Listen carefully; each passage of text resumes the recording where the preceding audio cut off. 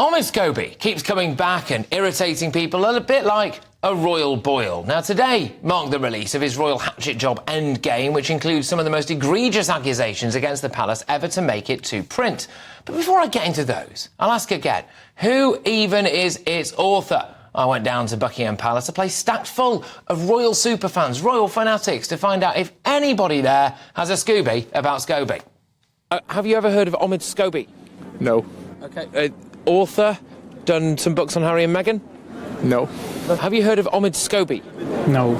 I have not heard of Omid Scobie. No. Author, royal author? Sorry, no. Omid Scobie, the royal author? No. Not much luck there then, but this is what we do know about him. Omid Scobie is the unofficial mouthpiece for the Duke and Duchess of Sussex, masquerading as a royal journalist. As a writer for US magazines, he's never been part of the official royal rota, meaning, well, he basically gets the same kind of royal sauce as, well, ketchup. But as such, he's become a notorious defector to Team Sussex, regurgitating on a daily basis Harry and Meghan's own fantasy that they are, in fact, the victims. His first book, titled Finding Freedom, was pure Sussex propaganda after it emerged that Meghan had been covertly briefing Scobie with her side of the story, something that only really came to light in court. And he has a history of playing hard and fast with the truth, even lying about his age to an interviewer by 6 years. 3 years later, or was that 6? Hard to tell with Scobie, isn't it? Scobie has finally admitted guilt, explaining that he, quote, felt insecure about turning 40.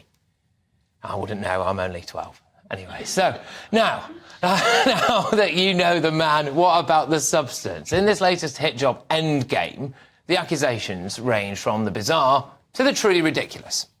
Like his claim that the king needs a fresh ironed pair of shoelaces and asks that exactly an inch of toothpaste is squeezed for him from a crested silver dispenser.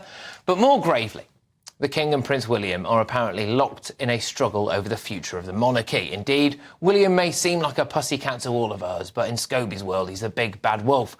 Scobie writes, it's a different story when the stage lights go down, when his temper flares behind closed doors. He more closely resembles his famously ill-tempered father, except even more hot-headed. Meanwhile, his wife, the Princess of Wales, is, quote, cold, a voiceless symbol of courtly resolve, too terrified of doing anything other than grinning photo ops. She is, of course, irked at being in the shadow of the shimmering Meghan Markle.